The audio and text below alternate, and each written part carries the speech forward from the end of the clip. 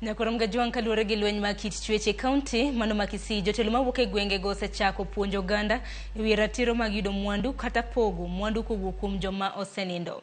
Riwruok mar Solidarity Foundation kod riwruok mar Wakeini mong'ere kaka Nyamira Women kod okila kaachiel kod ruodhi ne obago tiegruok mar juma achiel e gwenge mag Nyamira North kama ne otieggi e ratiro maggi kotenore kod pend chike ma pacho ka ewi yudo lowo kawuok kuom anyuola kayo mano mar kedo gi lweny kod pogruok mano nenore kind anyuola ahinya to tok kaachiel kuom yo nindo ahinya to ywaruok kod mond liete.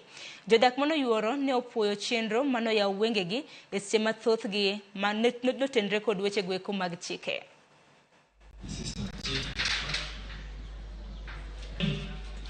Kila mtu akia leo apeleke kijana yake kwa assistant. Huyo wewe ni msiasa ni choko temake. Tunakuwa na soba masulimo inde yes announcement from this moment.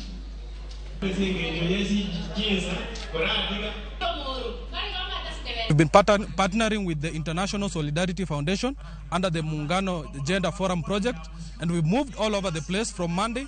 This is the end of the forums that we are having today, and we are grateful that the message is getting out there that inheritance is not an issue of the boy child only. The girls can also inherit. Especially in my location, there have been so much of use to me.